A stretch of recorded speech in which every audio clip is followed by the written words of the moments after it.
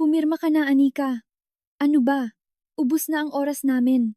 Kung hindi, ang lola mo ang magdurusa. Malamig na tinig ni Altea Salvador, ang aking biyenan.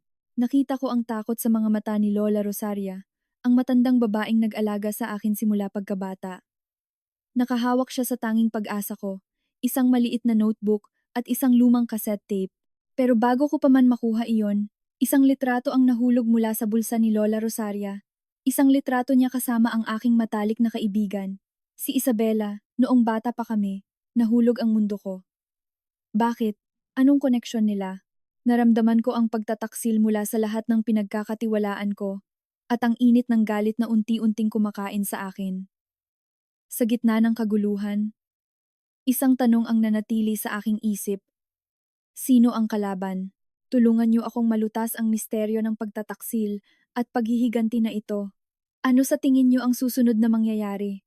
Ibahagi ang inyong hula sa comments. Nakatayo ako sa loob ng San Sebastian Church, suot ang isang napakagandang Filipiniana gown na punong-puno ng pag-asa. Hawak kamay ko ang lalaking akala ko'y tunay kong mahal, si Marco Alcaraz, ang celebrity CEO ng Imperial Group. Napakagwapo niya, matangkad, at higit sa lahat, sinabi niyang mahal niya ako. Sa loob ng 2 taon, buong puso akong naniwala sa bawat matamis na salita niya. Habang lumilibot kami sa mga bisita para magpasalamat, panay ang aming ngiti ngunit sa kaibuturan ng puso ko, may kakaiba akong nararamdaman. Tila may kumukurot sa dibdib ko sa tuwing titingnan ako ni Altea Alcaraz, ang ina ni Marco. Ang kanyang mga mata ay parang matalim na espada na sumusuri sa bawat galaw ko. Pagkatapos ng engrandeng kasal, umuwi kami sa aming mansyon sa Forbes Park. Ito ang aming magiging bagong tahanan, ang lugar ng aming honeymoon night. Ang kwarto ay napuno ng mga pulang rosas at mabangong kandila. Lumikha ng isang romantikong kapaligiran. Inabutan ako ni Marco ng isang baso ng red wine, ang kanyang mga mata ay nagniningning sa pagmamahal. Inumin mo ito, mi amor. Para sa ating dalawa. Para sa isang bagong simula. Bulong niya. Kinuha ko ang baso, inilapit sa labi ko. Ngunit bago pa man ako makainom, biglang pumasok si Lola Ising, ang aming matandang kasambahay na nag-alaga sa akin mula pa noong bata ako. Napatumba siya. Bumagsak ang lahat ng prutas na dala niya at natapon ang alak sa aking kamay. Ang pulang likido ay kumalat sa puting karpet, parang sariwang dugo. Pasensya na po, Sir Marco, Ma'am Anika. Medyo malikot na po talaga ang katawan ko. Pagmamadaling sabi ni Lola Ising at nagsimulang maglinis. Kinunutan lang ng noo ni Marco at sinabi, "Okay lang po. Huwag kayong mag-alala. Pakilinisan na lang po at dalhan na lang kami ng 2 baso ulit." Habang naglilinis si Lola Ising, lumapit siya sa akin at bumulong, "May lason ang wine, Anika. Kailangan mong magpanggap na hinimatay ka." Agad siyang tumayo, naglinis, at umalis, para akong binagsakan ng langit sa narinig ko. Si Lola Ising ay nagtrabaho sa pamilya ko ng mahigit 10 taon. Kilala ko siya at buo ang tiwala ko sa kanya. Hindi siya magbibiro tungkol sa ganitong bagay. Ngunit bakit may laso ng wine? At sino ang naglagay? Pagkatapos ng ilang sandali, bumalik si Lola Ising dala ang 2 baso ng wine.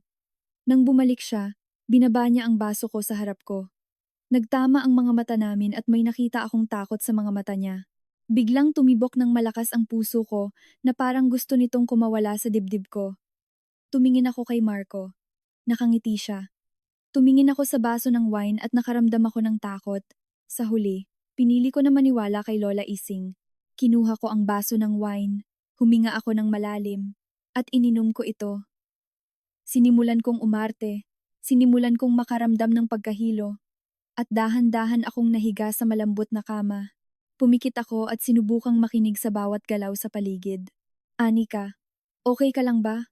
Anika. Narinig ko ang boses ni Marco na puno ng pag-aalala. Niyugyug niya ng dahan-dahan ang balikat ko.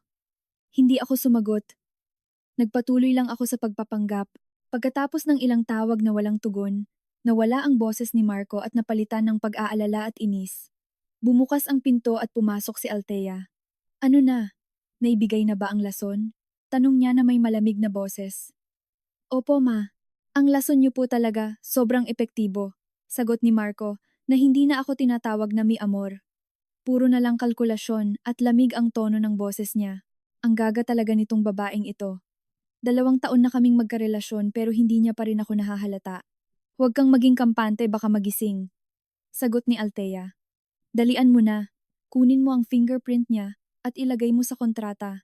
Kailangan na nating makuha ang mga ari-arian niya para maligtas ang Imperial Group. Para hindi na tayo gipitin ng bangkong iyon. Para akong binuhusan ng malamig na tubig. Kontrata. Ari-arian. Iligtas ang kumpanya. So lahat pala ng ito ay isang malaking palabas. Ang 2 taon naming relasyon. Ang akala kong fairy tale na kasal. Lahat pala ay isang malaking patibong para makuha ang mana na iniwan sa akin ng mga magulang ko. Ma, tanong ni Marco na may kasamang kakaibang boses. Yung mga dati ko pong asawa, naayos po ba? Huwag ka nang mag-alala. Ngumiti si Althea na alam kong masama ang ibig sabihin. Bawat isa sa kanila ay may iba't ibang dahilan. Yung isa nagpakamatay, yung isa na aksidente, at yung isa na stroke. Lahat sila ay aksidente. Lahat ng problema ay maaayos sa pamamagitan ng pera. At itong babaeng ito, mamamatay din siya sa aksidente. Pagkatapos niyang magawa ang misyon niya, naramdaman ko ang lamig sa buong katawan ko. Hindi lang nila gusto ang ari-arian ko. Gusto rin nila akong patayin tulad ng ginawa nila sa 3 babaeng nauna sa akin. Kinagat ko ang labi ko para hindi ako umiyak. Tahimik na tumulo ang luha ko at binasa ang unan ko. Wasak na wasak ang puso ko hindi dahil sa pagtaksil niya, kundi dahil sa kasamaan ng mga taong ito. Sige na ma, mauna ka na. Ako na ang bahala sa kanya, sabi ni Marco. Narinig ko ang mga hakbang ni Althea na palabas at sinara ang pinto. Alam kong kailangan ko ng gumalaw. Hindi ako pwedeng humiga lang dito at maghintay na mamatay. Habang tumatalikod si Marco para kumuha ng kontrata sa lamesa, alam kong ito ang tanging pagkakataon ko. Kailangan ko ng tumakas. Narinig ko ang pagbukas ng drawer sa lamesa. Alam kong mayroon lang akong ilang segundo. Dahan-dahan akong gumising. Dahan-dahan akong tumayo. Sinubukan kong maging tahimik. Nanginginig ang buong katawan ko hindi dahil sa ginaw, kundi dahil sa sobrang takot at galit. Dahan-dahan akong bumaba sa kama. Ang mga paa ko ay lumapat sa malambot at malamig na karpet. Nakabukas ng kaunti ang pinto ng kwarto. Nakaharap pa rin sa lamesa si Marco. Huminga ako ng malalim. Sumingit ako sa pinto at sinara ko ito ng dahan-dahan. Malakas ang tibok ng puso ko. Madilim at tahimik ang hallway. Tanging ang liwanag lang ng buwan mula sa bintana ang nakikita ko. Hindi ako dumaan sa elevator. Sa hagdan ng mga katulong ako dumaan. Pagdating ko sa hagdan, may biglang sumulpot at muntik na akong sumigaw. Si Lola Ising. Inikutan niya ako ng mata at sinabing manahimik ako at sumunod sa kanya. Dinala niya ako sa kusina kung saan walang security camera. Binigyan niya ako ng susi ng kotse, isang lumang cellphone, at isang maliit na papel. Susi ito ng kotse ni Sir Marco. Nasa likod ito sa garahe. Itong cellphone ay walang tracker. Nasa papel ang ilang ligtas na lugar. Dalian mo na. Pumunta ka na doon. Nagsalita siya ng mabilis at halatang nag-aalala. Kailangan mo nang umalis bago sila bumalik. Lola, paano ka? Tanong ko. Napakadelikado kung mananatili ka rito. Huwag mo akong alalahanin, Anika, sabi ni Lola Ising habang hawak-hawak ang kamay ko. May plano ako. Kailangan mong mabuhay. Mabuhay ka para mailabas mo sa publiko ang mga mukha nila. Dalian mo na. Wala na akong oras para mag-alangan. Niyakap ko siya ng mahigpit bilang pasasalamat at tumakbo ako palabas sa likod na pinto. Madilim ang buong hardin. Nakahubad pa rin ako at nakayapak. Tumakbo ako sa garahe. Sa awa ng Diyos, hindi nakalak ang pinto. Nakita ko ang itim na sports car ni Marco. Pinindot ko ang remote. May narinig akong mahinang beep sa tahimik na gabi. Nagmadali akong buksan ng kotse, umupo sa upuan ng driver, at inilagay ang susi sa ignition. Umugong ang makina.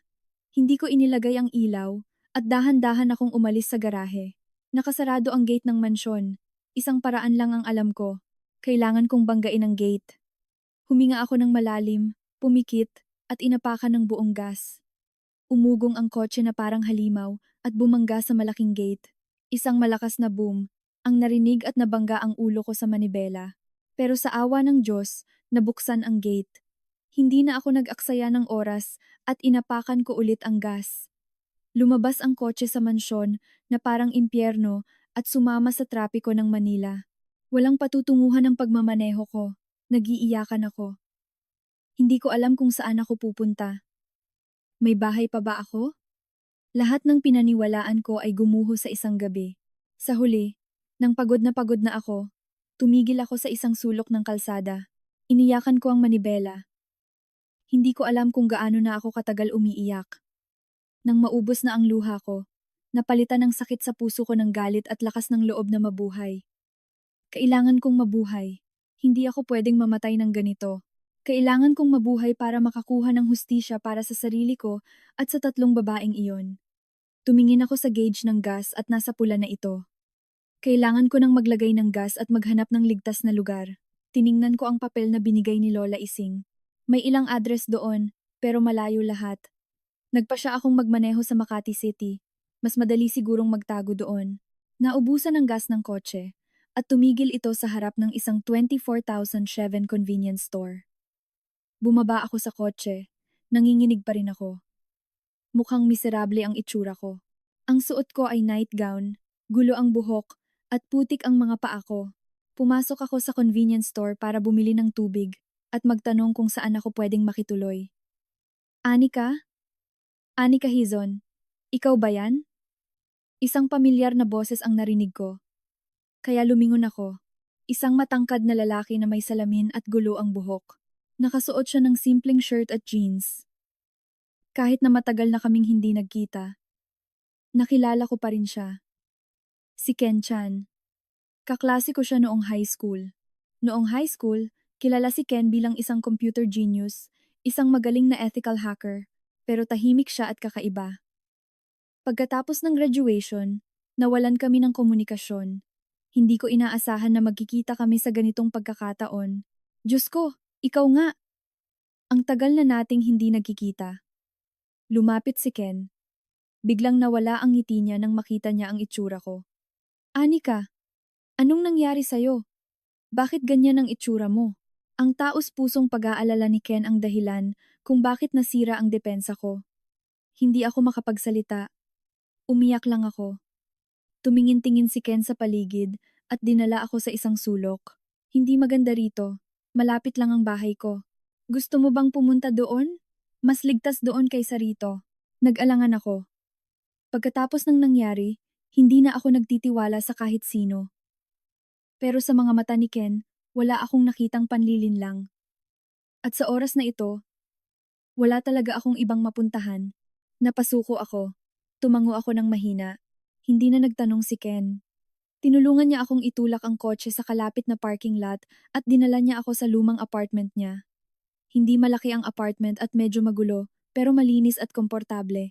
Sige, gamitin mo ang banyo. May mga tuwalya at malinis na damit doon. Huwag kang mag-atubiling gamitin ang mga yon, sabi ni Ken at pumunta sa kusina para ipagtimpla ako ng ginger tea. Sinunod ko ang sinabi niya.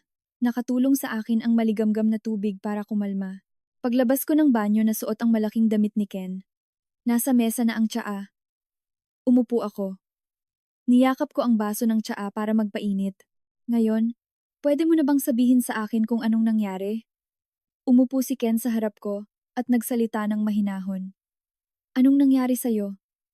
Huminga ako ng malalim at sinimulan kong sabihin ang nangyari. Sinabi ko ang lahat mula sa babala ni Lola Ising hanggang sa plano ng pamilya Alcaraz hanggang sa pagtakas ko. Umiyak ako habang nagsasalita. Tahimik na nakinig si Ken at hindi ako inistorbo. Ang mga mata niya sa likod ng salamin ay naging seryoso at malamig. Nang matapos ang kwento ko, tumahimik ang kwarto. Tanging ang hikbi ko lang ang maririnig at ang tunog ng ulan sa labas. Walang sinabi si Ken. Tumayo lang siya. Kinuha ang first aid kit at inilapat sa mga sugat sa paa ko.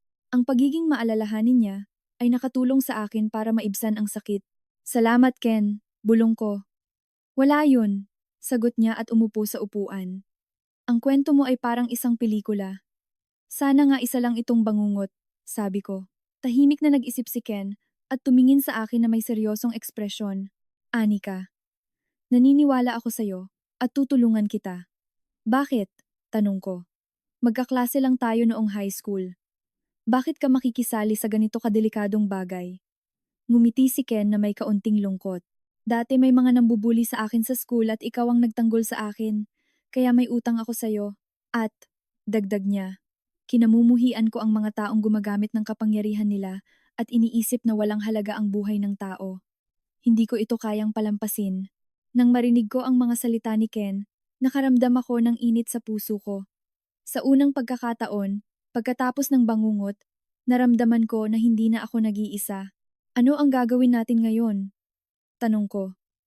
Una sa lahat, kailangan nating malaman kung sino ang kalaban natin at kung bakit nila ito ginawa, sabi ni Ken, at umupo sa harap ng computer niya.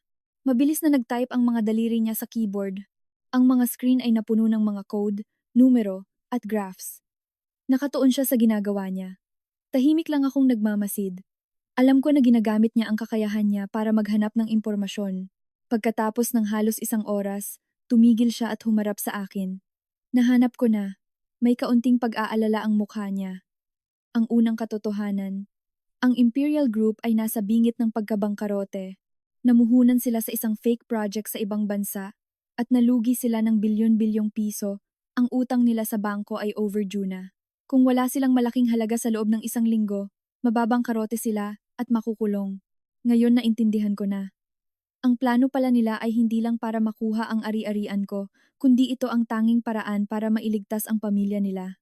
Handang-handa sila na gawin ang lahat, pati na ang pagpatay, para lang maabot ang pangarap nila. Kailangan nating pumunta sa pulisya, sabi ko. Hindi pa pwede. Yumiling si Ken. Wala tayong ebidensya. Ang salita mo ay salita mo lang. Sa kapangyarihan at pera ng pamilya Alcaraz, madali nilang mababago ang kwento. Gagawa sila ng kwento na ikaw ay may sakit sa pag-iisip para masira ang reputasyon nila. Tama si Ken. Masyado akong nagmamadali. Kailangan namin ng ebidensya na hindi nila pwedeng tanggihan. Kaya ano ang gagawin natin ngayon? Kailangan natin ng mas maraming impormasyon. May kakilala ka bang mapagkakatiwalaan na pwedeng tumulong sa atin? Tanong ni Ken. Si Maine Mendoza agad na naisip ko. Si Maine ay ang best friend ko noong college. Isang investigative journalist sa isang malaking newspaper. Matalino siya at matulungin. Kung may tutulong sa akin ngayon si Maine yon. Ginamit ko ang lumang cellphone ni Lola Ising na nilagyan ni Ken ng SIM card. Tinawagan ko si Maine. Tumunog ito at sinagot naman niya. Hello? Sino ito? Tanong ni Maine. Maine? Si Anika ito. Anika? Diyos ko, bakit ka tumawag sa ganitong oras? At bakit kakaiba ang number? Maine, makinig ka. Nasa panganib ako. Napakalaking panganib. Pwede mo ba akong tulungan? Pagkatapos ng tawag, agad na pumunta si Maine. Nang makita niya ang itsura ko, hindi na siya nagtanong at tahimik na nakinig sa kwento ko. Habang nakikinig siya, nagbago ang mukha ni Maine mula sa pagkabigla, pagkalito, hanggang sa matinding galit. Mga hayop, galit na sabi ni Maine nang matapos akong magkwento. Ginawa nila, yan sa best friend ko, Anika. Huwag kang mag-alala, hindi ko sila hahayaan na makatakas. May paraan ka bang matulungan ako? Tanong ko. Tahimik na nag-isip si Maine. Tumingin siya sa akin at may sinabi na ikinagulat namin ni Ken. Sa totoo lang, matagal ko nang pinaghihinalaan si Marco. Ano? Gulat na sabi ko. Bakit hindi mo sinabi sa akin? Sorry, Anika. Hawak-hawak ni Maine ang kamay ko. Wala akong sapat na ebidensya. Ayokong mag-alala ka at masira ang relasyon nyo. Pero ang gut feeling ko bilang journalist ay may mali sa lalaking yan. Kaya sa loob ng ilang buwan, tahimik ko siyang inimbestigahan. Binuksan ni Maine ang laptop niya at sinimulan niyang sabihin ang mga nahanap niya. Si Marco ay nakapangasawa na ng 3 beses bago ka. Ang 3 kasal ay panandalian lang. Binuksan niya ang 3 folder. Ang una niyang asawa ay isang businesswoman na namatay dahil sa depresyon at nagpakamatay 6 na buwan pagkatapos ng kasal nila. Ang pangalawa ay anak ng isang opisyal na namatay sa aksidente 1 taon pagkatapos ng kasal nila. At ang pangatlo, isang mayamang babae na katulad mo, namatay dahil sa stroke pagkatapos ng 8 buwan ng kasal. Alam mo ba kung ano ang common denominator ng 3 babaeng yon? Tiningnan ako ni Maine na may malamig na tingin. Mayaman sila at bago sila mamatay, ang lahat ng ari-arian nila ay naisalin na sa pangalan ni Marco o ng pamilya Alcaraz sa pamamagitan ng mga pawil o kontrata na parang voluntaryo lang. Naramdaman ko ang lamig sa buong katawan ko. So, hindi ako ang una kundi ang pang-apat. Ang tatlong babaeng iyon ay nagmahal din, naniwala, at sa huli ay namatay. Sinubukan kong makipag-ugnayan sa pamilya nila, pero walang tumulong sa akin. Masyado silang nasasaktan, o kaya naman ay binayaran na ng pamilya Alcaraz, sabi ni Maine na may kaunting kawalan ng pag-asa. Biglang tumunog ang cellphone ni Ken. Nag-online din siya. Nako, sabi ni Ken. Nagsisimula na sila. Ipinakita niya sa amin ang laptop niya. Ang lahat ng news sites ay nag-publish ng isang headline. Mysterious disappearance ni Anika Hizon, ang heiress ng bilyon-bilyong ari-arian sa kanyang honeymoon night. Pinaghihinalaang dahil sa pagbalik ng sakit niya sa pag-iisip. Nakasulat sa article na may history ako ng depression at paranoia dahil sa pagkawala ng nanay ko. At sa honeymoon night, nagkaroon ako ng atake at umalis ako sa bahay ng walang malay. Ang pamilya Alcaraz ay labis na nag-aalala at nag-alok sila ng 2 milyong piso sa sinumang makakahanap sa akin at maibabalik ako sa kanila. Kasama sa article ang mga peking psychiatric report na inihanda na nila. Mga demonyo! Galit na sabi ni Maine. Ginagawa kanilang baliw sa mata ng publiko. Gusto kanilang isolate para walang maniwala sa'yo. Gusto kanilang habulin ng buong Maynila dahil sa 2 milyong piso. Tumingin ako sa picture ko sa news. Ngayon, hindi lang sa pamilya Alcaraz ako tumatakas kundi sa buong mundo. Sino man sa kalsada ay pwedeng humabol sa akin dahil sa reward. Kailangan na nating umalis dito, sabi ni Ken. Nagmadali siyang mag-impake at kinuha ang hard drive sa computer niya. Bakit? Paano nila nalaman na nandito tayo? Ang tawag mo kay Maine, sabi ni Ken, kahit na gumamit ka ng SIM card kung may insider, sila sa telecommunication company, pwede nilang malaman kung saan galing ang tawag. Ang apartment ko ay nasa area na yon. Sasaliksikin nila ang bawat bahay. Hindi pa natatapos magsalita si Ken. May kumatok na ng malakas sa pinto. Pulis ito! Buksan nyo! Hindi tao nila yon, sabi ni Ken. Tumingin siya sa paligid at itinuro niya ang maliit na balcony sa likod. Ito ang emergency exit. Maine, tulungan mo si Anika. Nagmadali kaming tumakbo sa balcony. Sumunod si Ken na may dalang mabigat na backpack. Mula sa balcony, may hagdan na gawa sa bakal na papunta sa bubong. Lalo pang lumakas ang pagkatok sa pinto. Nagmadali kaming umakyat sa hagdan. Nang makarating kami sa bubong, binasag na ang pinto ng apartment ni Ken. May ilang malalaking lalaki na nakasuot ng itim ang pumasok. Malaki ang bubong ng lumang apartment at konektado ito sa ibang mga gusali. Nagpatuloy kami sa pagtakbo sa bubong. Narinig namin ang mga hakbang nila. Doon tinuro ni Maine ang isang hagdan na papunta sa isang maliit at madilim na eskinita. Tumakbo kami pababa sa hagdan. Pagdating namin sa dulo ng eskinita, may nakaparadang itim na kotse. Bumukas ang pinto. Sumakay na kayo! Isang matandang lalaki, kasamahan ni Maine. Nagmadali kaming sumakay sa kotse. Umugong ang kotse at umalis. Pero naabutan kami ng mga lalaking yon. Sumakay din sila sa isa pang kotse at hinabol kami. Naging exciting ang paghabol sa mga kalsada ng Maynila sa gabi. Panay ang pag-iwas ng kotse namin sa mga sasakyan, pero nakasunod pa rin sila. Ilang beses nilang sinubukang banggain ang kotse namin. Mabilis ang tibok ng puso ko. Sa Divisoria! Sigaw ni Ken.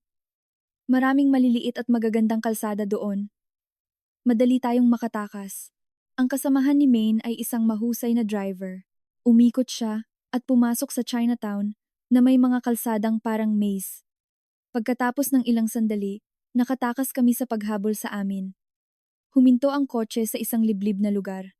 Inabutan kami ng kasamahan ni Maine ng isang grupo ng susi. Susi ito ng isang lumang apartment ng pamilya ko sa Tagaytay. Ligtas doon. Maari kayong magtago doon. Maine, kailangan mong bumalik sa opisina para gumawa ng alibi. Huwag mong hayaang maghinala sila. Nagpasalamat kami sa kanya. Nagpaalam si Maine sa akin at sinabihan akong mag-ingat. Sumakay kami ni Ken sa ibang taxi patungong Tagaytay. Ang apartment ay nasa isang tahimik na lugar. Maliit ito at luma. Pero para sa amin ngayon, ito ang pinakaligtas na lugar. Hindi ako nakatulog sa gabing iyon. Ang mga alaala ng paghabol sa amin, ang mukha ni Marco at ng nanay niya, ay hindi maalis sa isip ko. Nalaman ko na ang laban na ito ay mas mahirap at mas mapanganib kaysa sa inaakala ko. Ang mga sumunod na araw sa Tagaytay ay tahimik at puno ng tensyon. Hindi kami lumalabas. Si Ken ang nag-aalaga sa lahat ng kailangan namin. Namimili siya tuwing madaling araw o gabi. Sa tuwing lalabas siya, nagpapalit siya ng damit at itsura para hindi siya makilala. Sa loob ng bahay lang kami, nanonood ng balita at naghahanap ng impormasyon. Patuloy ang balita sa pagkawala ko. Ang pamilya Alcaraz ay patuloy na lumalabas sa TV na nagpapanggap na nag-aalala. Nag-organisa pa sila ng simbang gabi para sa akin sa simbahan. Nang makita ko ang mga luha ni Althea at malungkot na mukha ni Marco, nasusuka ako. Ang kawalan ng pag-asa at takot ay halos masira ako. Naalala ko ang mga magulang ko. Kung buhay pa sila, hindi ako magiging ganito. Kinuha ko ang tanging picture ko ng nanay ko. Isa itong picture niya na nakangiti siya sa camellia garden na paborito niya. Hinawakan ko ang mukha niya. May naramdaman akong matigas sa likod ng picture frame. Naging curious ako kaya dahan-dahan kong kinuha ang picture. Sa likod ng picture frame, may maliit na papel na nakatiklop sa apat. Sulat ito ng nanay ko. Walang masyadong nakasulat. Isang maikling linya lang at isang serye ng mga numero. Lumang bahay sa Baguio, sa ilalim ng lumang puting kamelya. Password, birthday mo. Mabilis ang tibok ng puso ko. Mensahe ito ng nanay ko para sa akin. Pero bakit sa lumang bahay sa Baguio? Ang bahay na yon ay iniwan na. Pagkatapos mamatay ng nanay ko, at ano ang nasa ilalim ng camellia tree? Ken, tingnan mo ito. Ibinigay ko ang papel kay Ken. Tiningnan niya ito ng maigi. Ito ay isang clue. Baka may itinago ang nanay mo na napakahalaga. Isang bagay na gusto niyang ikaw lang ang makakita. Kailangan nating pumunta doon, sabi ko. Kahit na hindi ko alam kung ano ito, my gut feeling. Ako na napakahalaga nito, at baka ito ang susi para malutas ang lahat. Napakadelikado, Anika, nag-aalalang sabi ni Ken. Ang pag-alis sa Maynila ngayon ay parang nagpapatiwakal. Sigurado akong may nagbabantay sa lahat ng kalsada, pero hindi tayo pwedeng manatili dito. Ito ang tanging pagkakataon natin, sabi ko. Sinabi ng gut feeling ko. Nang makita niya ang determinasyon sa mata ko, hindi na siya tumutol. Nagsimula siyang gumawa ng plano. Nagpa siya kaming gumamit ng motor para madaling gumalaw sa maliliit na kalsada. Mahirap ang biyahe papuntang Baguio. Kinailangan naming magbiyahe sa gabi at dumaan sa mga walang tao na bundok. Ang malamig na simoy ng hangin sa Tagaytay ay lalong nagpadagdag sa sakit na nararamdaman ko. Pagkatapos ng isang araw at isang gabi na biyahe, nakarating kami sa lumang bahay. Ang lumang bahay ay nasa isang burol at napapalibutan ito ng isang abandonadong hardin na puno ng damo. Pero nandoon pa rin ang lumang puting camellia tree sa sulok ng hardin. Hinukay namin ang lupa at may nakita kaming maliit na kahon na gawa sa bakal. Ginamit ko ang birthday ko bilang password. Sa loob may lumang leather journal na nakabalot sa velvet cloth. Nanginginig akong binuksan ang journal. Maganda pa rin ang sulat kamay ng nanay ko. Nagsimula akong magbasa. Ang unang pahina ay tungkol sa masayang pagmamahalan ng mga magulang ko at sa pagsilang ko. Pero habang nagpapatuloy ang journal, naging mas malungkot ang kwento. Isinulat ng nanay ko ang tungkol sa tatay ni Marco, si Antonio Alcaraz, kung paano siya sinundan ng baliw. Kahit nakasal na ang nanay ko, patuloy siyang ginigipit ni Antonio Alcaraz. Binigyan siya ng mamahaling regalo at tinakot pa na sasaktan ng tatay ko kung hindi siya papayag. At ang huling pahina ng journal ay ikinagulat ko. Ang kalusugan ko ay humihina na. Nagdududa ako na nilason niya ako. Wala akong ebidensya, pero sinasabi ng gut feeling ko na tama ako. Sa tingin ko hindi na ako magtatagal. So tama ang nanay ko. Nilason siya. Ang journal na ito ay ang ebidensya laban sa mga Alcaraz. Ligtas ang pagbabalik namin sa Baguio, pero gulo ang isip ko. Ang journal ng nanay ko ay naging liwanag at bigat sa puso ko. Bumalik kami sa Tagaytay. Ang atmosphere sa kwarto ay naging mas malungkot. Ang katotohanan sa pagkamatay ng nanay ko ay nagdulot sa akin ng sakit at galit. Pero nagbigay rin ito sa akin ng lakas ng loob. Habang inaayos ko ang mga nararamdaman ko, lalo pang nag-focus si Ken sa pag-imbestiga. Sabi niya, ang journal ng nanay mo ay tip of the iceberg lang. At naniniwala siya na may mas maraming masasamang sikreto pa ang pamilya Alcaraz. Sa gabi habang natutulog ako, nakikita ko ang kulay asul na liwanag mula sa laptop ni Ken. Siya ay parang isang night owl na tahimik na naghahanap ng mga cracks sa pader ng pamilya Alcaraz. Isang gabi habang nakaupo ako sa kama at nakatingin sa labas, tinawag ako ni Ken. Anika, tingnan mo ito. Lumapit ako sa maliit na lamesa. Sa screen ng computer, may lumang newspaper article na kinuha mula sa archive. Ang headline ay malaking sunog sa Alcaraz Textile Factory. Maraming namatay at nasugatan. Ang article ay 20 taon na ang nakalipas. Ito ang isa sa mga unang negosyo ng pamilya Alcaraz bago sila lumipat sa Barrial Estate, paliwanag ni Ken habang tinuturo ang screen. Ang sunog ay sinabi na dahil sa electrical short circuit, isang aksidente. Binayaran ng kumpanya ang mga pamilya ng mga biktima at nalimutan na ang kaso. Ano ang koneksyon nito? Tanong ko. Tignan mo ang listahan ng mga namatay. Pinalaki ni Ken ang isang bahagi ng article. Naramdaman ko ang sakit sa puso ko nang mabasa ko ang isang pangalan. Ramon Santos, 45, Factory Supervisor. Ramon Santos. Ang pangalang ito, sinubukan kong alalahanin. Ang asawa ni Lola Ising.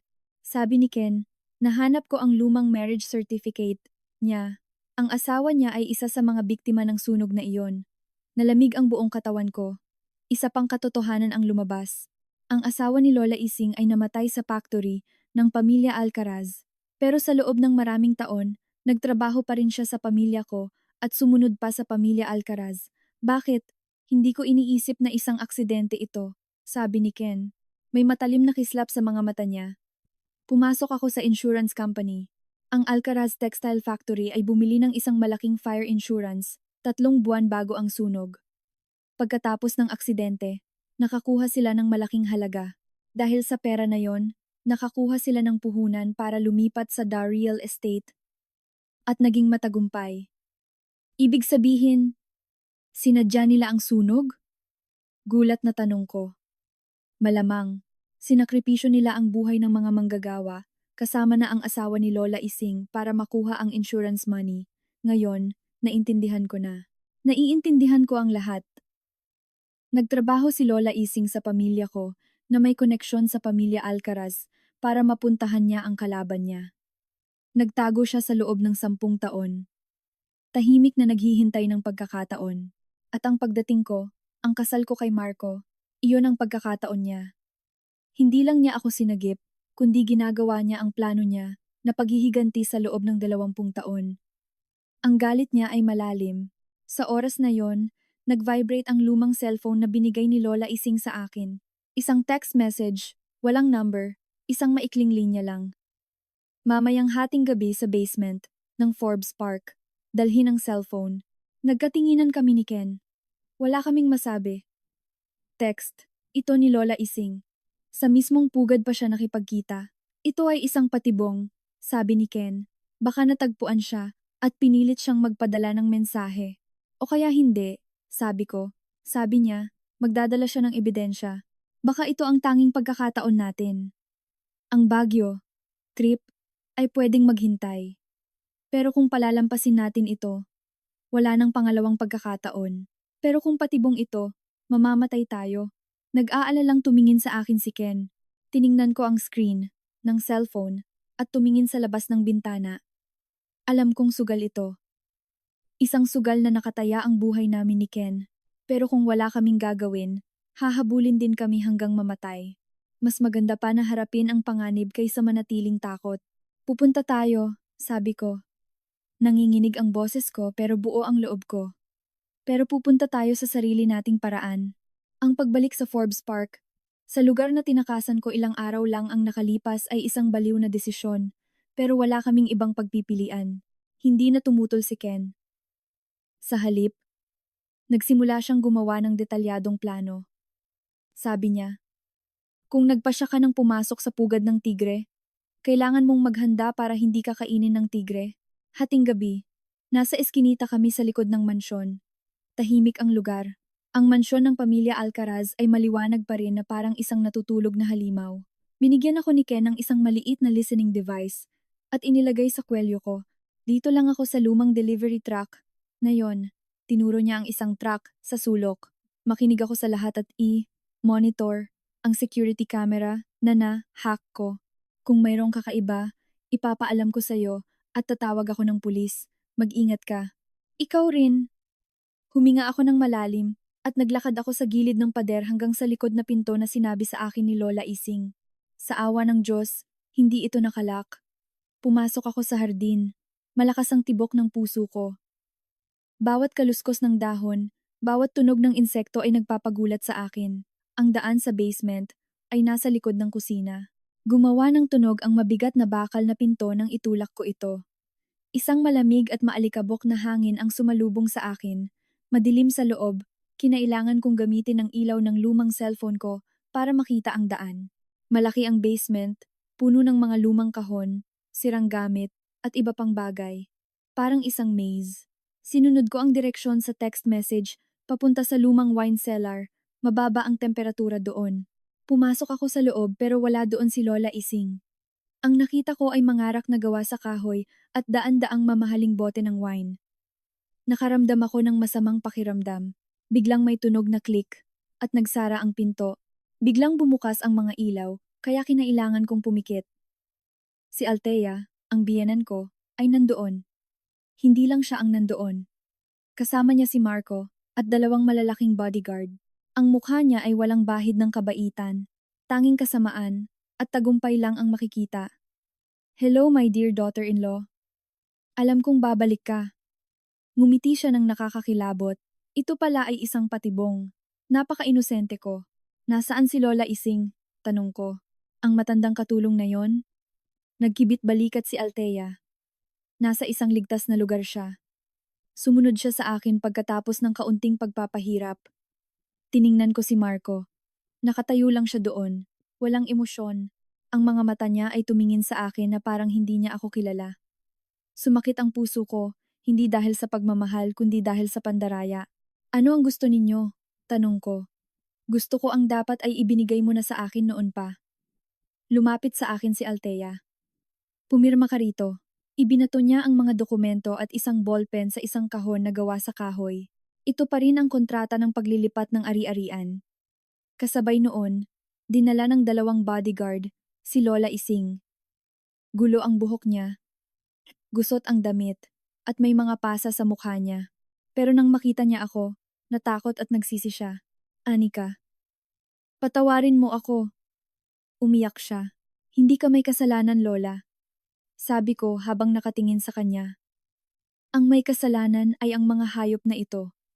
Sino ang tinatawag mong hayop? Sigaw ni Althea at sinampal ako.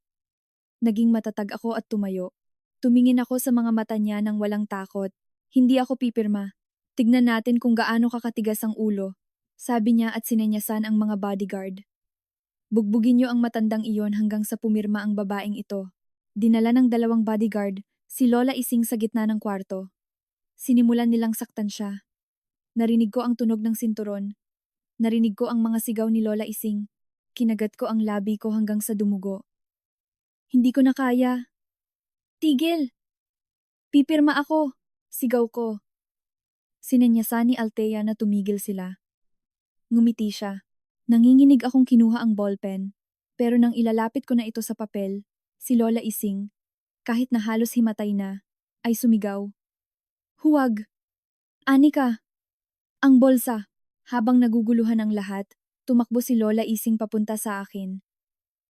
Nagmamadali siyang ibinigay sa akin ang isang maliit na notebook at isang lumang cassette tape na itinago niya. Takbo! Sigaw niya. Napakabilis ng nangyari. Tumakbo si Marco at ang mga bodyguard.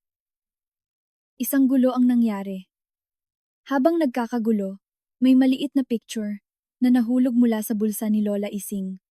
Bumaba ako para kunin ito. Nanigas ako nang makita ko ito. Ito ay isang lumang picture ni Lola Ising na nakangiti siya. At sa tabi niya, isang batang babae na may dalawang tirintas at malaking itim na mata. Ang batang babae na yon ay hindi pwedeng magkamali. Siya si Maine, ang best friend ko. Nang makilala ko si Maine sa picture, parang gumulo ang buong mundo ko. Lahat ng mga piraso ay nagdikit at naging isang nakakatakot na larawan. Si Lola Ising ay nanay ni Maine. Naglapit sa akin si Maine at naging best friend ko. Lahat ng ito ay parte ng isang plano. Pero anong plano? Paghihiganti? O ginagamit lang nila ako tulad ng pamilya Alcaraz? Libo-libong tanong ang nasa isip ko. Ang gulo sa basement ay ang tanging pagkakataon ko para tumakas. Habang kinontrol ng mga bodyguard, si Lola Ising, hinawakan ko ng mahigpit ang notebook, cassette, at ang picture. Tumakbo ako papunta sa pinto. Huliin siya. Narinig ko ang sigaw ni Althea. Ginamit ko ang lakas ko para itulak ang mabigat na bakal na pinto at tumakbo ako palabas. Ang mga ilaw sa hardin ay tumama sa mukha ko. Hindi ako dumaan sa harap na gate, kundi tumakbo ako sa pader. Sa awa ng Diyos, sa isang sulok ng hardin may tambak ng lumang paso na sapat na matataas para akyatin ko. Hindi ako nag-alinlangan at ibinato ko ang notebook at kaset sa kabila. Kinagat ko ang labi ko at umakyat. Nasabit ang damit ko sa matalim na bakod at napunit ito. Nagkaroon ako ng mahabang hiwa sa binti. Ang takot ay mas matindi kaysa sa sakit. Tumalon ako sa eskinita. Dahil sa hindi ako nakalapag ng maayos. Napilayan ako at masakit. Sinubukan kong tumayo. Pilay-pilay ako. Kinuha ko ang mga gamit na importante at tumakbo ako papunta sa lumang truck kung saan naghihintay si Ken. Sa oras na yon, narinig ko ang tunog ng motorsiklo. Ang dalawang bodyguard ay sumunod sa akin. Nakita na nila ako. Ken, takbo! Sigaw ko. Pero hindi tumakbo si Ken.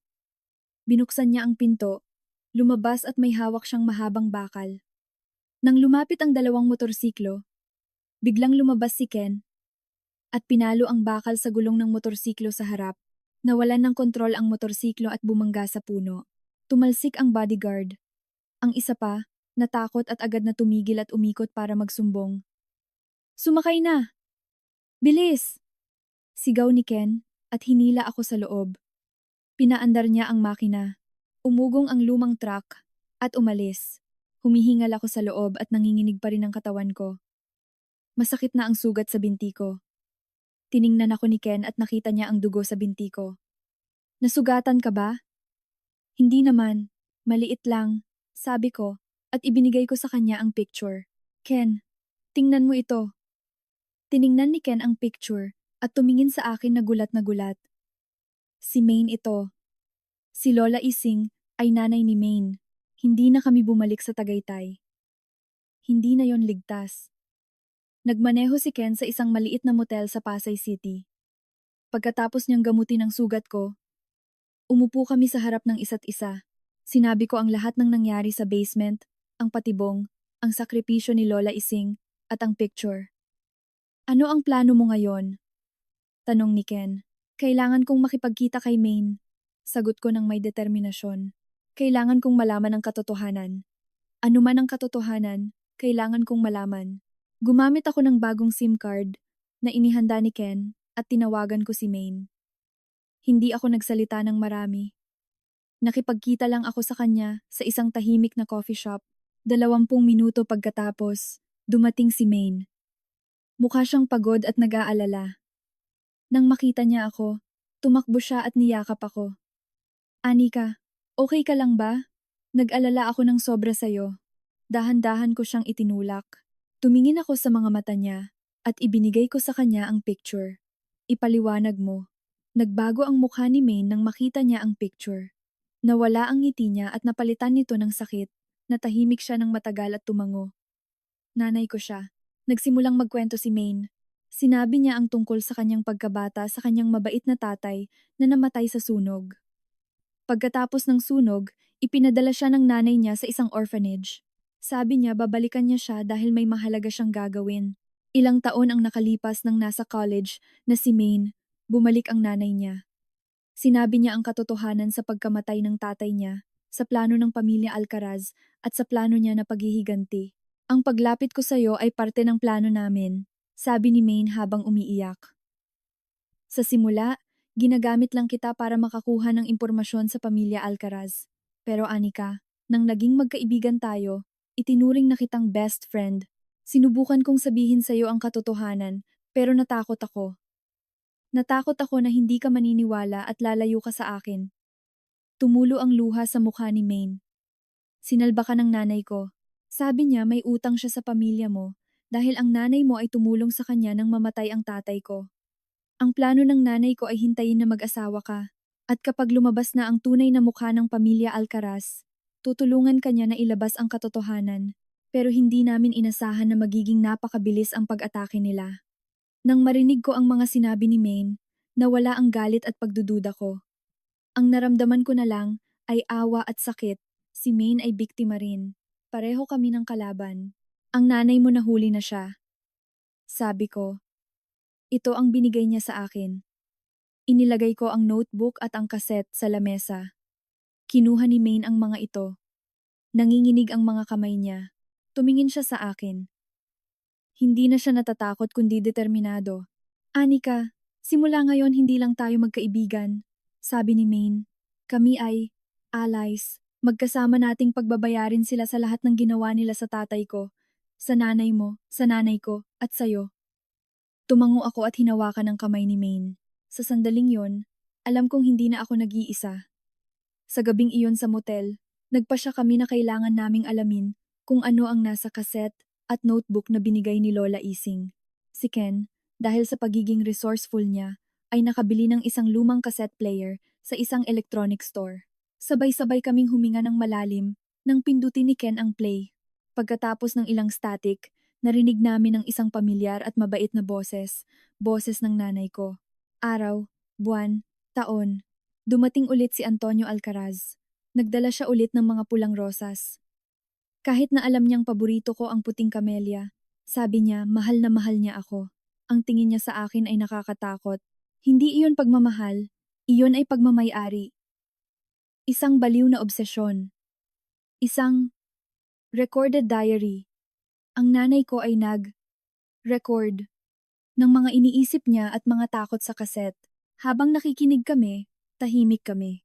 Sinabi ng nanay ko ang tungkol kay Antonio Alcaraz, ang tatay ni Marco, at kung paano siya sinundan ng baliw. Kahit nakasal na siya sa tatay ko, patuloy siyang ginigipit at tinakot na sasaktan niya ang tatay ko kung hindi siya sasama. At ang huling record ay ikinagulat namin. Sa loob ng ilang linggo, humina ang kalusugan ko.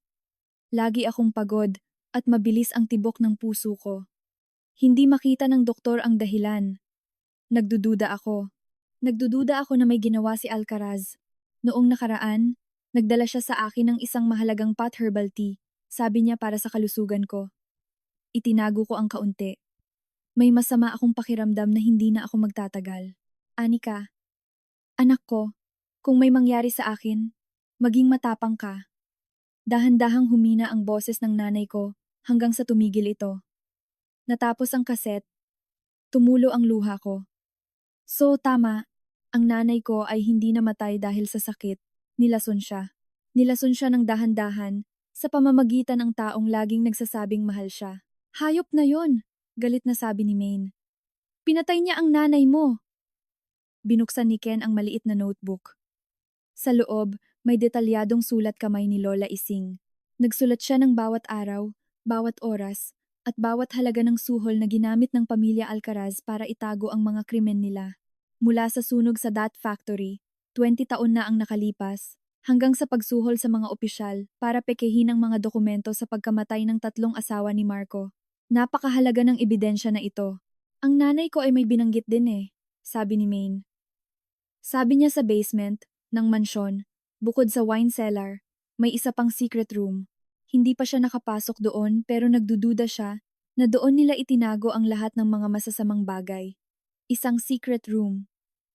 Ang sinabi ni Maine at ang recorded diary ng nanay ko ay nag-link. Isang lason na hindi mahanap. Baka laboratory. Bulong ni Ken. May sarili silang laboratory para gumawa ng mga lason.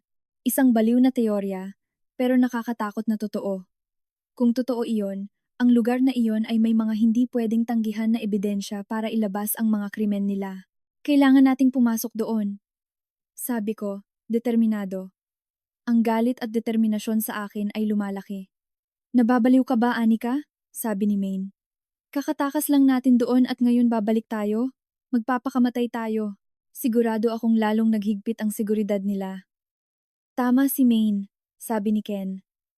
Masyadong mapanganib. Dapat gamitin na lang natin ang notebook at kaset para magsumbong sa pulis. Pulis? Ngumiti ako.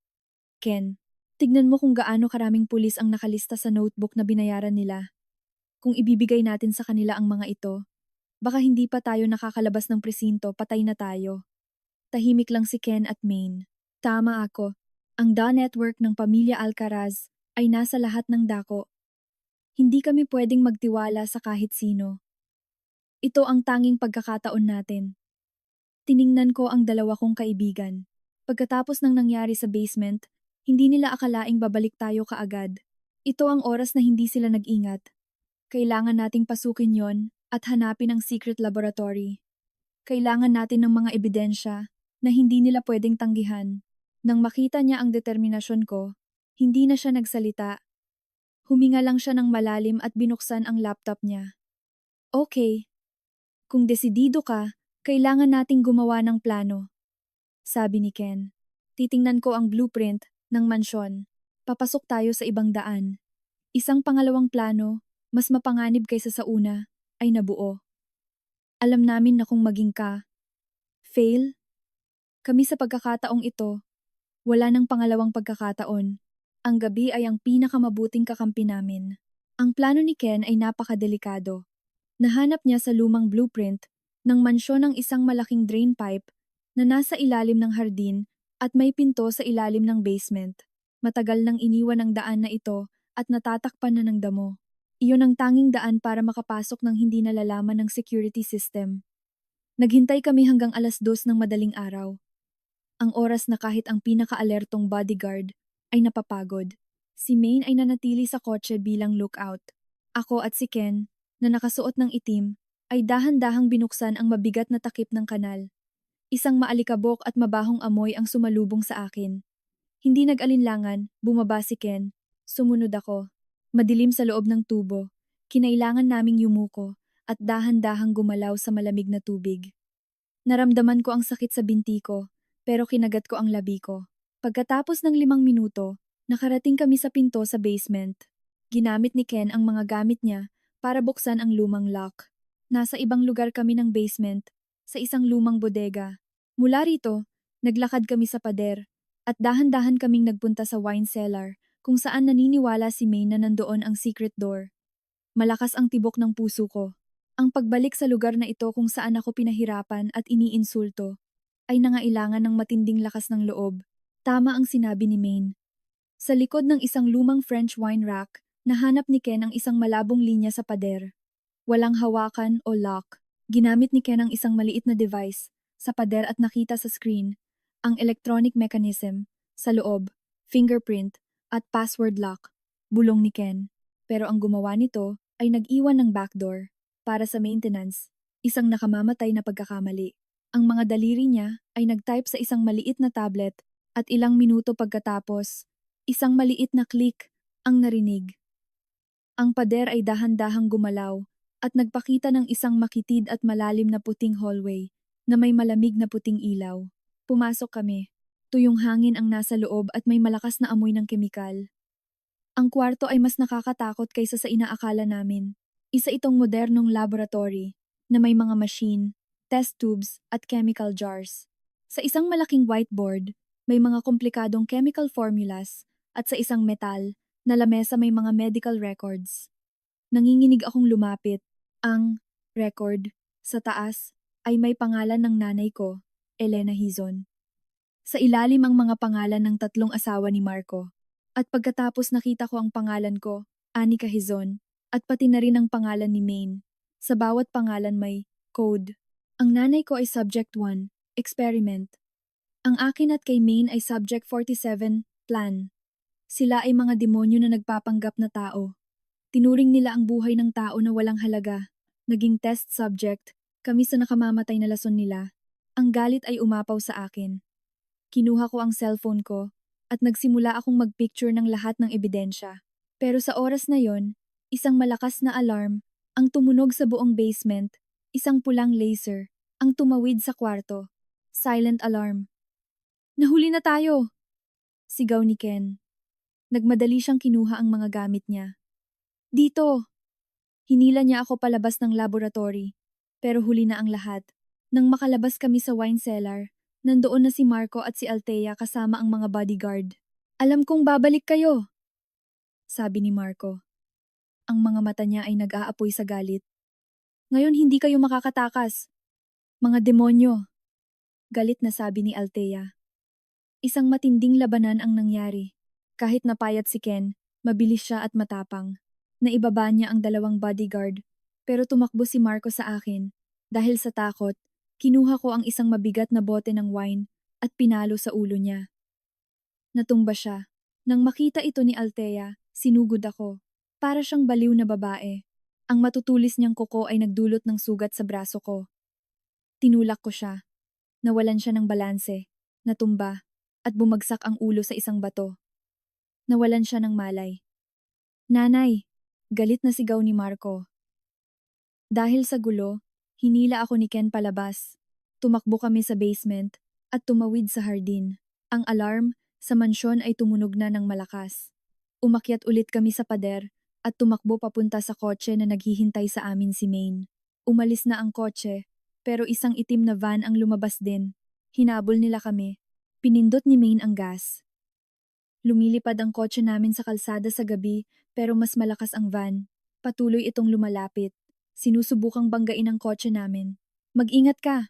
Sigaw ko nang makita kong bumilis ang van at lumapit sa amin. Ang driver ay si Marco. Tiningnan niya kami sa salamin at nakangiti siya. Pinalo niya ang manibela. Isang malakas na boom ang narinig. Ang kotse namin ay tumalsik sa gilid. Ang ulo ko ay tumama sa kotse. Gumulo ang lahat. Ang huling nakita ko ay si Ken, na nakatumba sa manibela at may dugo sa noo niya. Pagkatapos narinig ko ang sigaw ng mga tao at ang ilaw ng kotse mula sa iba't ibang direksyon. Sa ilalim ng pagkawala ko ng malay, nakita ko si Marco at ang mga kasamahan niya na nagmamadaling hilahin kami ni Ken palabas ng kotse bago pa may dumating. Hindi sila pwedeng mahuli. Nasaan si Maine? Sinubukan ko siyang hanapin, pero nakita ko lang ang anino niya. Baka tumalsik siya at dahan-dahang tumatakbo papunta sa eskinita. At pagkatapos, naging madilim ang lahat. Ang amoy ng gamot ay nagpadilat sa akin. Masakit ang ulo ko. Dahan-dahan kong binuksan ang mata ko. Puting kisame. Puting pader. Nasa ospital ako. Ang aksidente. Ken. Nasaan si Ken? Anong nangyari kay Ken? Bumangon ako pero sumakit ang ulo ko at ang buong katawan ko. Gising ka na? Isang malamig na boses ang narinig ko. Lumingon ako. Si Marco, ang tatay niya, at si Althea ay nakaupo sa sofa sa kwarto. Si Althea ay may bandage sa ulo, pero ang mga mata niya ay puno pa rin ng lason. Kayo? Nasaan si Ken? Ang boyfriend mo. Ngumiti si Marco at lumapit sa akin. Hindi siya patay pero kung mabubuhay siya, depende yan sa'yo. In love. Yumuko siya at bumulong sa akin. May brain injury. Siya.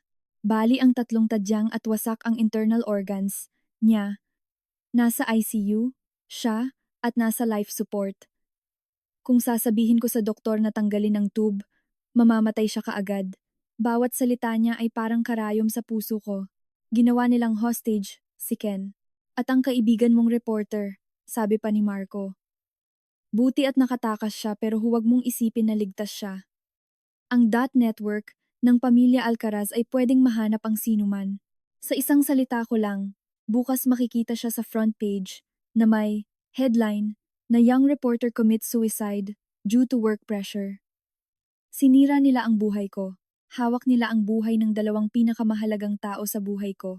Ang galit ay umapaw sa puso ko pero alam kong wala akong magagawa. Natalo ako. Ano ang gusto ninyo? Tanong ko. Napakatalino mo. Ngumiti si Marco. Gusto kong gawin mo ang 2 bagay. Una, mag-organisa ka ng press conference. Sorry, sa pamilya ko at sabihin mo sa lahat na dahil sa pagkamatay ng nanay mo, nagkaroon ka ng paranoia na ang lahat ng akusasyon mo ay imbento at ikaw ang may kasalanan sa aksidente. Gusto niyang sirain ko ang sarili kong dignidad at integridad. Pangalawa, sabi pa niya, pagkatapos ng press conference, babalik ka sa mansyon at magiging maayos na asawa. Siyempre ang lahat ng ari-arian mo ay maililipat sa akin bilang asawa at legal guardian. ng isang baliw na katulad mo. Isang matinding pag-insulto pero sa walang emosyon na mukha nila. Alam kong gagawin nila ang sinasabi nila. Hindi ko pwedeng hayaang mamatay si Ken at si Maine. Tumulo ang luha ko. Pumikit ako at tumango. Sige, pumapayag ako. 2 araw pagkatapos, nag-organisa sila ng press conference sa lobby ng ospital. Daan-daang, reporter, camera, at photographer ang nasa harap ko. Nasa wheelchair, ako, naka-ospital na damit, at walang emosyon ang mukha ko. Si Marco ay nasa tabi ko. Nagpapanggap na isang mapagmahal at nag-aalalang asawa.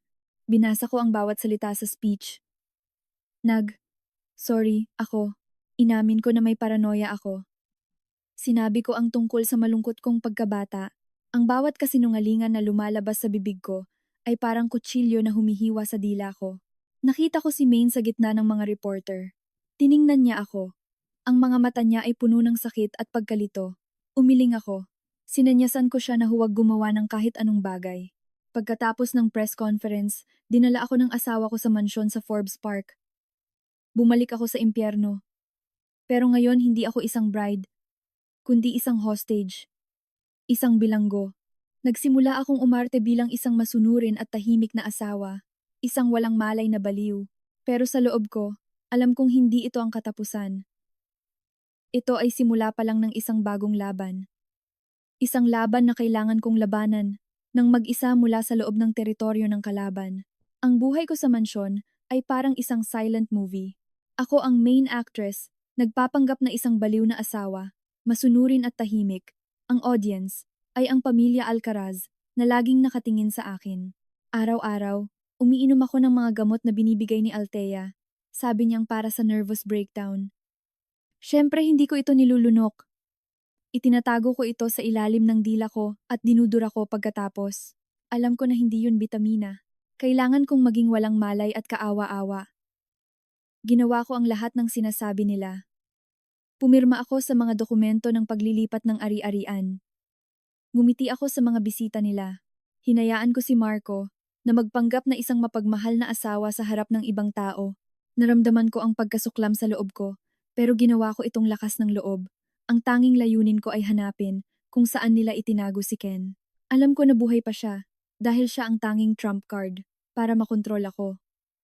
Napansin ko ang bawat galaw sa mansyon. May isang bahagi sa kanlurang bahagi ng bahay na may 24,007 na bantay. Kahit ang mga kasambahay ay hindi pinapayagan doon. Minsan pumupunta doon si Marco at ang tatay niya at tuwing lalabas sila, may amoy ng disinfectant. Alam kong nandoon si Ken. Kailangan kong makahanap ng paraan para makapasok. Nagumpisa akong magpanggap na lumalala ang sakit ko. Nagpapagala-gala ako sa bahay. At minsan ay nagsasabi ako ng mga walang kwentang bagay. Sa paglipas ng panahon, nasanay na ang mga bodyguard sa itsura ko at naging kampante sila. Isang gabi, ginamit ko ang shift change. Bago pa makarating ang bagong bodyguard, nakapasok na ako sa hallway sa kanlurang bahagi ng bahay. Sa dulo ng hallway, may isang matibay na bakal na pinto. Hindi ko ito mabubuksan, pero may maliit na bintana sa taas. Kumuha ako ng upuan. Umakyat ako at tumingin ako sa maliit na bintana. Muntik na akong sumigaw nang makita ko ang nasa loob. Hindi yon hospital room, kundi isa pang laboratory. At sa metal, na kama sa gitna ng kwarto, nandoon si Ken. Payat na siya at maputla. Maraming wires. Sa katawan niya na konektado sa mga machine. May IV sa kamay niya. Wala pa rin siyang malay. Pero ang mas nakakatakot ay nang makita ko si Antonio Alcaraz na may hawak na syringe. Kinuha niya ang asul na gamot mula sa bote na may label na DP7 at tinurok niya ito sa ugat ni Ken. Ang puso ko ay parang pinisil. Hindi lang nila ginawang bilanggo si Ken. Ginawa rin siyang test subject para sa bagong laso na pumatay sa nanay ko. Ang kasamaan nila ay lampas na sa pagiging tao. Nagmadali akong bumaba at tumakbo sa kwarto ko bago pa nila ako makita. Sa gabing iyon, hindi ako nakatulog.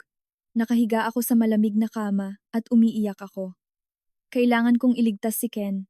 Kailangan kong iligtas siya kahit anong mangyari. Kailangan kong hanapin ang antidote. Nagsimula akong maghanap sa bahay, lalo na sa office ni Antonio Alcaraz at sa kwarto ni Althea. Kailangan kong hanapin ang formula. o kahit anong clue bago pa huli ang lahat. Ang laban ko ngayon ay hindi lang paghihiganti, kundi ang pagsagip sa buhay ng lalaking dinala ko sa impyerno. Pagkatapos ng ilang araw, isang balita ang nagdulot ng gulo sa mansyon. Pumasok si Marco sa kwarto ko at inihagis ang isang newspaper sa kama. Ang mukha niya ay puno ng kalupitan. Tignan mo, ang matapat mong kasambahay ay nagpakamatay. Nanginginig akong kinuha ang newspaper at isang malaking ka-headline ang nakita ko. Babaeng suspect sa kaso ng kidnapping at pangingikil nagpakamatay sa kulungan. Ang article ay nagsasabi na si Lola Ising, pagkatapos ng ilang araw na hindi nagsasalita, ay ginamit ang basag na plato para hiwain ang pulso niya. Nanginginig ang buong katawan ko. Patay na si Lola Ising. Ang matapang na babaeng iyon na nag-isip ng paghihiganti sa loob ng 20 taon ay namatay ng ganito. Tumulo ang luha ko. Umiyak ako hindi lang dahil sa awa kundi dahil sa kawalan ng pag-asa. Ginawa niya yon para protektahan ang isang bagay. Protektahan si Maine, ang anak niya, at siguro ang mga sikreto na hawak niya. Ang pagkamatay ni Lola Ising ay nagdulot ng gulo. Kailangan ng pamilya Alcaraz na makipag-usap sa mga abogado at pulis para ayusin ang problema. Naging kampante ang mga bantay at iyon ang pagkakataon ko. Tama ang hinala ko. Isang huling clue. Mula kay Lola Ising ang dumating. Isang bagong kasambahay ang inarkila para sa umalis. Mukhang mahiyain at lampa ang babae. Isang araw habang naglilinis siya sa kwarto ko, nang walang nakatingin, nagmamadali siyang ibinigay sa akin ang isang maliit na papel. Ipinabibigay ito ni Miss Maine, bulong niya at umalis. Naghintay ako hanggang gabi, nang matulog na ang lahat para basahin ang papel. Nakasulat dito. Sabi ng nanay ko sa opisina ni Antonio Alcaraz. Sa ilalim ng Bronze Eagle statue ay mayroong ipis. Ipis? Paulit-ulit kong binasa. Kailangan kong maintindihan ang mensahe. Ito ay isang code. Alam ni Lola Ising na hindi na siya magtatagal kaya sinubukan niyang magpadala ng mensahe kay Maine at sinubukan ni Maine na ibigay sa akin. Ipis! Disket? Hard drive na nakadikit sa ilalim ng estatwa? Isang pag-asa ang sumilay. Kailangan kong pumasok sa opisina ni Antonio Alcaraz. Ang kwarto ay laging lock, pero sa gulo ngayon, alam kong magkakamali sila at dumating ang pagkakataon. Sa gabing iyon, kailangan ng buong pamilya Alcaraz na dumalo sa isang mahalagang party para panatilihin ang imahe ng pamilya. Ako lang at ilang bodyguard ang nasa bahay. Nagpatuloy ako sa pagpapanggap na baliw. Nagpapagala-gala sa mansyon. Nang makarating ako sa opisina ni Antonio Alcaraz, nagpanggap ako na nag-aatake at sinira ko ang lahat. Nahirapan ang mga bodyguard na kontrolin ako. Sa gulo, nagawa kong kuhanin ang mga susi na naiwan ng isang bodyguard sa lamesa. Pagkatapos akong turukan ng tranquilizer na pinalitan ko ng tubig, binalik nila ako sa kwarto. Naghintay ako. Naghintay ako hanggang sa bumalik ang katahimikan sa gabi. Dahan-dahan akong lumabas sa kwarto at pumunta sa opisina. Nanginginig ang kamay ko habang sinusubukan ko ang mga susi. Sa wakas, isang maliit na click ang narinig at bumukas ang pinto. Madilim at tahimik sa loob. Hindi ako naglakas loob na buksan ang ilaw. Ginamit ko lang ang liwanag mula sa the hallway. Ang Bronze Eagle statue ay nasa lamesa. Yumuko ako at hinawakan ng ilalim. Tama ang hinala ko. Isang matigas at hugis parihaba na bagay ang nakadikit doon ng itim na tape. Isang napakanipis na laptop. Itinago ni Lola Ising dito ang lahat ng sikreto ng pamilya Alcaraz. Niyakap ko ng mahigpit ang laptop. Ito ang huling hiling niya. Ang sakripisyo. Ang huling regalo ni Lola Ising. Dahil sa pagkamatay niya at sa kapabayaan ng kalaban, hawak ko na ngayon ang huling ebidensya. Alam kong kailangan ko ng tumakas. Ngayong gabi, kailangan kong dalhin ang laptop na ito sa labas. Iligtas si Ken at ilagay ang lahat ng demonyong ito sa kulungan. Hawak ko ang laptop. Alam kong wala na akong oras. Babalik ang pamilya Alcaraz pagkatapos ng party. Hindi ako pwedeng dumaan sa harap na pinto. Ang tanging daan ay ang pader sa likod ng hardin. Pero bago ako umalis, kailangan kong gumawa ng isang bagay.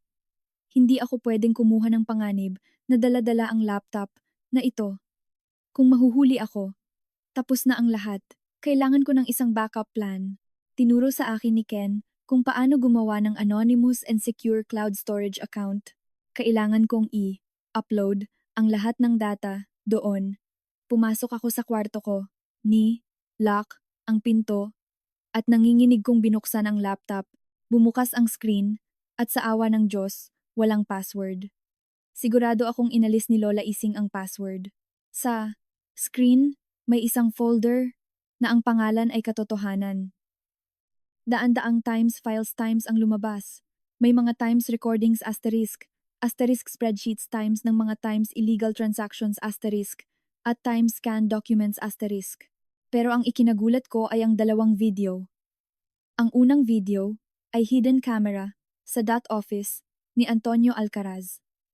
Medyo nanginginig ang video, pero malinaw ang tunog. Si Antonio Alcaraz at Marco ay nakaupo sa harap ng isa't isa. Naayos ko na ang lahat, sabi ni Antonio Alcaraz. Binayaran na ang driver ng truck. Bukas ng umaga, habang nasa daan si Elena Hizon sa Cannon Road, gagawa siya ng aksidente. Ang preno ng kotse ni Elena Hizon ay sinabotahe na. Walang maghihinala. Tumango si Marco. Malamig ang mukha. Naiintindihan ko.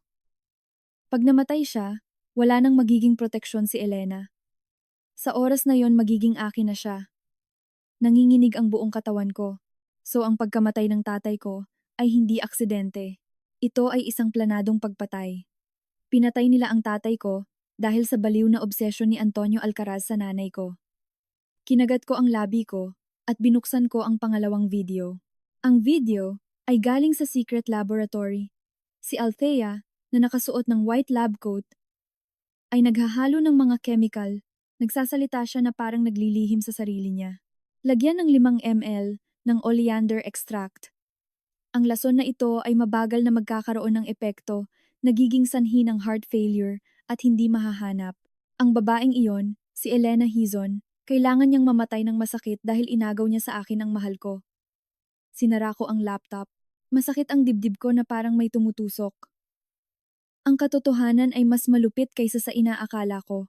Kinonekta ko ang laptop sa internet at sinimulan kong upload ang folder na katotohanan sa hidden storage account. Dahan-dahang gumalaw ang mga numero. Sa labas, narinig ko ang tunog ng kotse. Dumating na sila. Ang puso ko ay parang gustong lumabas sa dibdib ko. Kailangan kong gumawa ng gulo. Tumingin ako sa paligid ng kwarto. Nakita ko ang lumang vase na paborito ni Althea. Hindi ako nag-alinlangan at ibinato ko ito sa hallway. Isang malakas na tunog ng basag ang narinig. Anong nangyari? Narinig ko ang sigaw ni Marco at ang mga tunog ng paa na tumatakbo.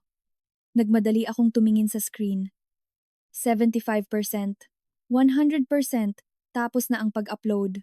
Mabilis kong inalis ang koneksyon, binura ang history, at itinago ang laptop sa ilalim ng kama.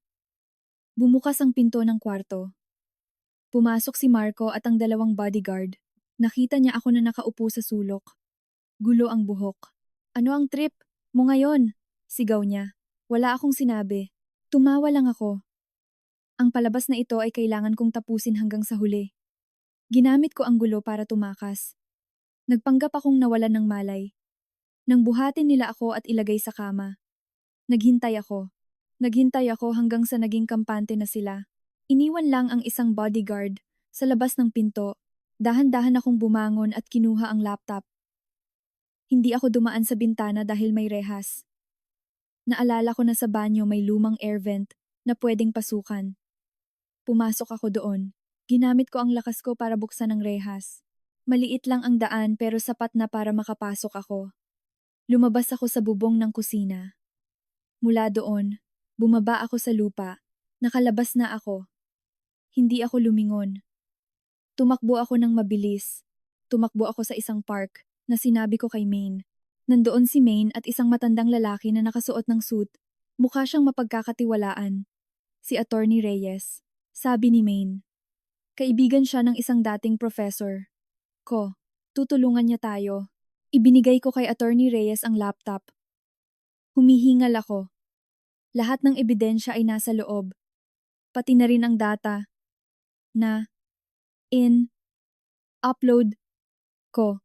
At si Ken, nasa kanlurang bahagi siya ng mansyon. Ginagamit siyang test subject. Nang masabi ko yon, naubos ang lakas ko. Ang lahat ay naging malabo. Ang kaso ng pamilya Alcaraz ay nagdulot ng gulat sa publiko dahil sa hindi mapagkakailang ebidensya mula sa laptop at sa tulong ni Attorney Reyes ng mga pulis. Isang warrant ang na-execute. Nahanap nila si Ken sa critical condition at nailigtas siya. Ang tatlong miyembro ng pamilya Alcaraz, si Antonio Alcaraz, si Althea, at si Marco, ay nahuli. Ang paglilitis ay pampubliko. Ako bilang biktima at mahalagang saksi ay nakatayo sa harap ng korte. Sa kabilang banda, ang tatlong gumawa ng krimen ay nakaupo doon. Walang emosyon. Ang mga abogado nila, na pinamumunuan ng isang sikat na abogado, ay nagsimula sa pag-atake nila. Ginamit nila ang psychiatric record ko at ang press conference na pinilit akong gawin. Sinabi nila na may paranoia ako at ang mga ebidensya sa laptop ay gawa-gawa ko lang para siraan ang pamilya ng asawa ko. Ang laptop na ito ay ninakaw, sabi ng abogado. Ang lahat ng data sa loob ay hindi pwedeng maging legal na ebidensya. Ang client ko ay hindi sang-ayon sa mga akusasyon. Sa simula, mukhang panalo sila.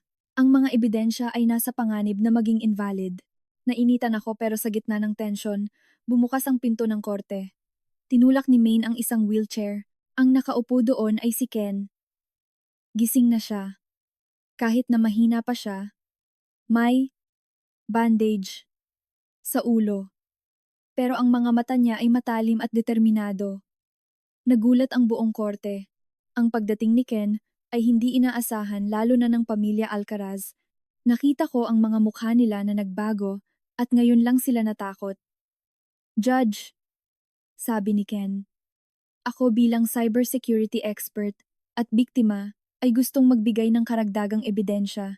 Tumayo ang abogado ng Alcaraz para tutulan, pero pinigilan siya ng judge. Ang mga ebidensya na nakuha ni Anika ay totoo, sabi ni Ken habang nakatingin kay Marco. Pero hindi lang iyon. Habang ako ay nakakulong at walang malay, may ilang bagay na alam ko. Alam ko na ginamit ni Marco ang personal computer niya sa hospital room at gumamit ako ng ilang tricks para copy ang lahat ng data mula sa hard drive niya bago nila ako nadiskubre. Isang USB ang ibinigay sa korte. Sinimulan ng technical expert ng korte ang pag-present ng files sa malaking screen para makita ng lahat. Ngayon, hindi na hidden camera videos ang nakikita namin kundi mga original files mula sa computer ni Marco. Mga emails na ipinadala niya sa mga kasamahan niya na sinasabi kung paano subaybayan at patayin ang mga asawa niya. Mga detalyadong plano sa paggawa ng aksidente at ang pinakakatakot ay ang mga recordings ng boses niya na nagmamalaki sa isang kaibigan kung paano niya niloko ang mga asawa niya. Lahat ay malinaw. Ito ang ebidensya na hindi pwedeng tanggihan na galing mismo sa gumawa ng krimen. Nang tumunog ang boses ni Marco sa korte, tumigil ang lahat. Ang bawat salita niya ay nagpakita ng kasamaan niya. Ang mukha ni Marco ay naging puting papel. Tumayo siya. Tinumba ang mga upuan. Tumakbo ang dalawang pulis para hawakan siya. Hindi ko kasalanan. Kasalanan niyo ang lahat. Lumingon siya at tinuro si Antonio Alcaraz at si Althea. Dahil sa'yo. Dahil sa obsesyon mo sa babaeng yon. Pinatay mo ang tatay niya. Tinuruan mo ako kung paano gumawa ng masamang paraan para makuha ang gusto ko. Pagkatapos, lumingon siya kay Althea, puno ng galit. At ikaw ang gumawa ng nakamamatay na lason na yon. Dahil sa selos at kasakiman, pinatay mo ang mga tao. Ginawa mo akong demonyo. Kasalanan niyo ang lahat. Ang pag-amin ni Marco ay naging huling blow. Sa pamilya Alcaraz, ang lahat ng krimen ay lumabas dahil sa kanya. Si Antonio Alcaraz ay nakaupo lang doon. Puti ang mukha at tuluyan siyang nasira. Si Althea, hindi siya sumigaw. Nakaupo lang siya, nakatingin kay Marco na may matinding galit. Siguro hindi niya inasahan na ang anak na minahal at pinoprotektahan niya ay siyang magtutulak sa pamilya niya sa hukay. Natapos ang paglilitis at ang hatol ay guilty sa pagpatay, pagpaplano ng pagpatay, paggawa, at paggamit ng lason, illegal detention. Ang tatlong miyembro ng pamilya Alcaraz, si Antonio Alcaraz, si Althea, at si Marco ay nakakuha ng pinakamataas na parusa, life imprisonment. Nang magsara ang pinto ng korte sa likod nila, huminga ako ng malalim. Tapos na ang lahat, dumating na ang hustisya. Tumingin ako kay Ken at kay Maine. Nagkatinginan kami. Walang salita, pero ang mga mata namin ay puno ng luha ng kalayaan. Pagkatapos ng paglilitis, bumalik sa normal ang buhay ko. Pero hindi na magiging katulad ng dati. Ang mga sugat sa puso ko ay nangangailangan ng mahabang oras para gumaling. Ang una kong ginawa ay tingnan ang lahat ng mga bagay ng nanay ko. Nang hawakan ko ang journal na nahanap namin sa Baguio, may nahulog na lumang paperclip. May maliit na papel na nakatupi sa loob. Malabo ang sulat kamay ng nanay ko. Hindi iyon isang sulat kundi isang chemical formula. Ang 30 fefong antidote formula na galing sa puting camellia flower. Tumigil ang tibok ng puso ko. Ang nanay ko sa mga huling araw niya. Hindi lang niya pinaghihinalaan na nilalason siya kundi tahimik siyang research para mahanap ang antidote at nahanap niya ito sa paborito niyang bulaklak. Dahil sa formula na ito, gumaling kami ni Ken. Dahan-dahang nawala ang lason sa katawan namin. Gumaling si Ken sa isang milagro. Isang taon pagkatapos, ang sikat ng araw sa Maynila ay tumagos sa bintana ng isang maliit na opisina sa isang tahimik na kalye sa Makati. Ang sign sa labas ay nagsasabing Light Security Consulting. Ito ang kumpanya na itinayo namin ni Ken. Ginamit namin ang kaalaman, karanasan, at mga sakit na pinagdaanan namin para tulungan ang ibang kababaihan na nasa panganib na biktima ng pang-aabuso o panloloko. Ako ang namamahala sa psychological counseling at sa paggawa ng plano habang si Ken naman ang namamahala sa teknikal na aspeto, pagprotekta sa kanila mula sa online monitoring at banta. Madalas din kaming tinutulungan ni Maine. Ginagamit niya ang pagsusulat niya para ilabas sa publiko ang mga kwento ng mga nangangailangan. Handa ka na ba para sa unang meeting natin, Director Anika? Pumasok si Ken sa kwarto at ngumiti siya sa akin. Mas malakas na siya ngayon. Handa na, Director Ken. Ngumiti ako. Lumapit siya sa akin. Walang sinabi.